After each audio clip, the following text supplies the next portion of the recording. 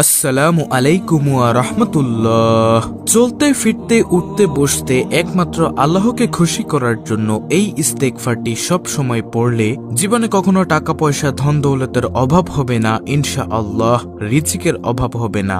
প্রিয় দর্শক, অনেক পরিবার এমন আছে সন্তানও ইনকাম করে এবং বাবাও ইনকাম করে, কিন্তু সংসারে সব সময় অভাব অনটন লেগেই থাকে, টানাপোড়া লেগেই থাকে, অভাবের কারণে খুব কষ্ট পাচ্ছে।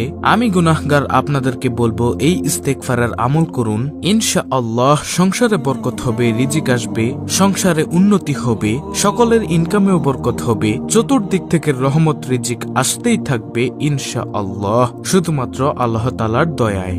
ঋণ থাকলে ঋণ পরিশোধ হবে, পাহাড় সমান ঋণ থাকলেও আল্লাহ গায়েবী ভাবে ঋণ পরিশোধ করার তৌফিক দিবেন ইনশাআল্লাহ। প্রিয় দর্শক, যাদের সন্তান হয় না, অনেক ডাক্তার দেখিয়েছেন, অনেক টাকা খরচ করেছেন, অনেক দান সদকা করেছেন, তারপরও সন্তান হয় না, এই ইস্তেগফারের আমল করুন, ইনশাআল্লাহ সন্তান হবেই। সর্বোপরি কথা হলো জীবনের সকল সমস্যার সমাধান হবেই ইনশাআল্লাহ এই ইস্তেগফারের আমলের মাধ্যমে।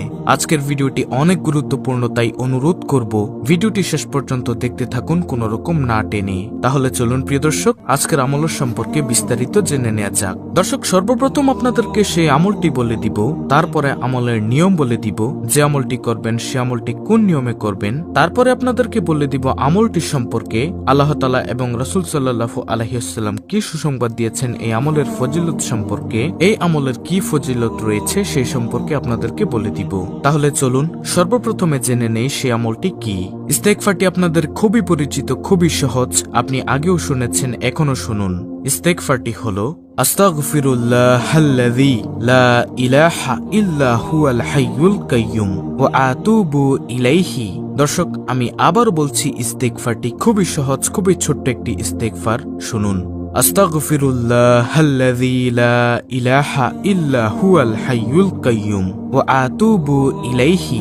আস্তাগফিরুল্লাহাল্লাযী লা ইলাহা ইল্লা হুয়াল হাইয়ুল কাইয়্যুম ওয়া আতুবু ইলাইহি। অর্থ হলো, আমি ওই আল্লাহর কাছে ক্ষমা চাই যিনি ছাড়া প্রকৃতপক্ষে কোনো মাবুদ নেই, তিনি চিরঞ্জীব, চিরস্থায়ী, এবং তার কাছেই তওবা করে ফিরে আসি। হাদিসে এসেছে, এভাবে তওবা ইস্তেগফার করলে, অর্থাৎ আমি এখন যেই নিয়মে ইস্তেগফারটি বলে দিয়েছি অর্থসহ তো আপনারা বুঝতেই পেরেছেন যে ইস্তেগফারটিতে কি বলা হয়েছে। হাদিসে এসেছে, এভাবে তওবা ইস্তেগফার করলে আল্লাহ তাআলা তাকে ক্ষমা করে দিবেন, যদিও সে যুদ্ধক্ষেত্র থেকে পলায়নকারীও হয়। আবু দাউদ শরীফের হাদিস, তিরমিজি শরীফের হাদিস, মিশকাত শরীফের হাদিস। দর্শক, এতক্ষণ শুনলেন সেই ইস্তেগফারটি কি, এখন শুনুন ইস্তেগফারটি আপনি কখন পড়বেন, কিভাবে পড়বেন, ইস্তেগফারের আমলটি আপনি কোন নিয়মে করবেন। শুনুন, সকাল সন্ধ্যায় অর্থাৎ ফজর ও মাগরিবের নামাজের পর কমপক্ষে 100 বার এই ইস্তেগফারটি পড়বেন, অর্থাৎ ফজরের নামাজের পর এই ইস্তেগফারটি 100 বার পড়বেন এবং মাগরিবের নামাজের পরে এই ইস্তেগফারটি 100 বার পড়বেন। আস্তাগফিরুল্লাহাল্লাযী লা ইলাহা ইল্লা হুয়াল হাইয়ুল কাইয়্যুম ওয়া আতুবু ইলাইহি। এটি হলো ইস্তেগফারটি। প্রিয় দর্শক, এখন আপনাকে জানাবো এই আমলটি করলে কি কি ফজিলত পাবেন, এই ইস্তেগফারটি পড়লে আপনি কি কি পুরস্কার পাবেন, এবং রাসূল সাল্লাল্লাহু আলাইহি ওয়াসাল্লাম এবং মহান রব্বুল আলামিন কি কি সুসংবাদ দিয়েছেন এই সম্পর্কে, এই ইস্তেগফারের আমলের সম্পর্কে। তাহলে শুনুন। একবার হযরত হাসান বসরী রহমাতুল্লাহির কাছে এক ব্যক্তি জানালো, আমার ফসলে খরা লেগেছে, অনেকদিন যাবৎ বৃষ্টি হচ্ছে না, আমাকে আমল দিন।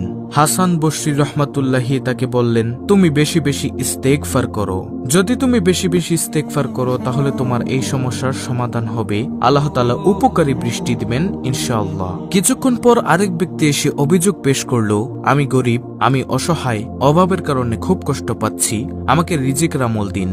হাসান বসরী রহমাতুল্লাহি তাকেও বললেন, তুমি বেশি বেশি ইস্তেগফার করো, ইস্তেগফার করলে রিজিক প্রশস্ত হবে, অভাব দূর হবে, অভাবের কারণে কষ্ট পেতে হবে না ইনশাআল্লাহ। প্রিয় দর্শক, এমনই ভাবে অপর এক ব্যক্তি এসে সন্তান হওয়ার আমল চাইলে তিনি বললেন, ইস্তেগফার করো, তুমি যদি বেশি বেশি ইস্তেগফার করো তাহলে আল্লাহ রাব্বুল আলামিন ইস্তেগফারের বরকতে তোমাকে নেককার সলিহীন সন্তান দান করবেন, কারণ স্বয়ং আল্লাহ তাআলা ওয়াদা করেছেন।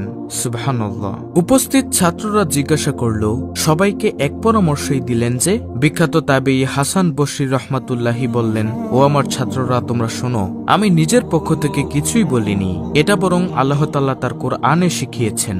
আমি আল্লাহ তাআলার কথা তোমাদের কাছে পৌঁছে দেই। তারপর তিনি ছাত্রদের উদ্দেশ্যে সূরা নূহের 10 থেকে 12 নম্বর আয়াতটি তেলাওয়াত করলেন।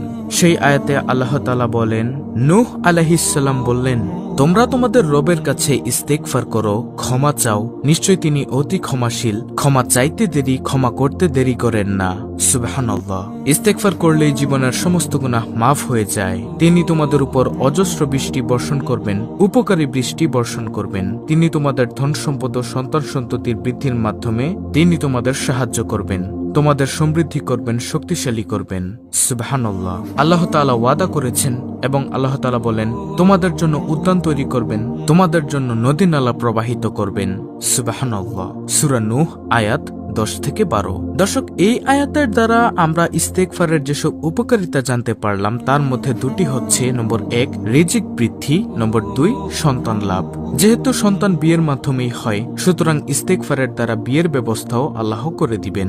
এছাড়া অন্য আয়াতে আল্লাহ তাআলা বলেন, সালেহ আলাইহিস সালাম বলেন, তোমরা আল্লাহর কাছে ক্ষমার প্রার্থনা কেন করছো না, যাতে করে তোমরা রহমত প্রাপ্ত হও।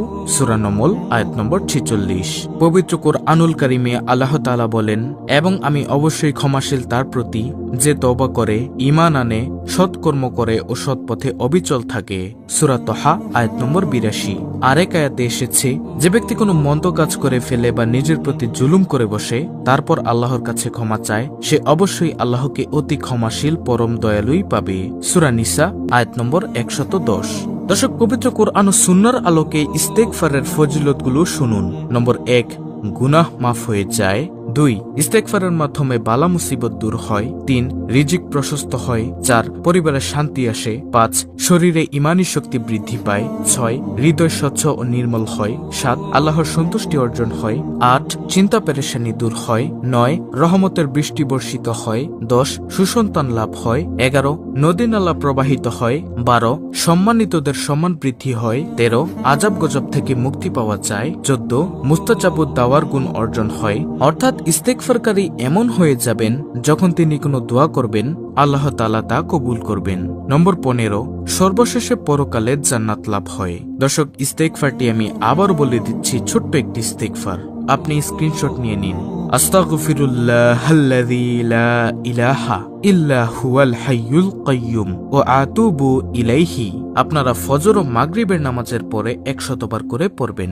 এছাড়া আর সারা দিনে চলতে ফিরতে উঠতে বসতে এই ইস্তেগফারটি জবানে জারি রাখুন। প্রতিনিয়ত ইস্তেগফার পাঠ করতেই থাকুন, তাহলে জীবনের সমস্ত গুনাহ মাফ হবে। আল্লাহ চাইলেই আপনাদেরকে ক্ষমা করে দিবেন।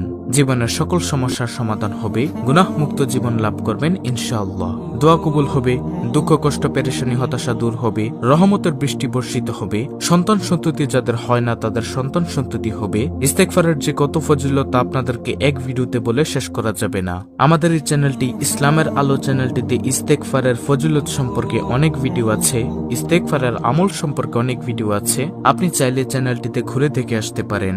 আজকের ভিডিওটি অত্যন্ত গুরুত্বপূর্ণ একটি ভিডিও। ভিডিওটি ভালো লাগলে অবশ্যই চ্যানেলটিকে সাবস্ক্রাইব করে পাশে থাকা বেল বাটন অল বাজিয়ে দিবেন। ভিডিওটিতে একটি লাইক দিবেন এবং কমেন্টে আমিন লিখবেন এবং অন্য মুসলিম ভাই বোনদের কাছে ভিডিওটি শেয়ার করে দিবেন, যেন তারাও আজকের এই ইস্তেগফারের আমলের ভিডিওটি দেখে শিখে করতে পারে।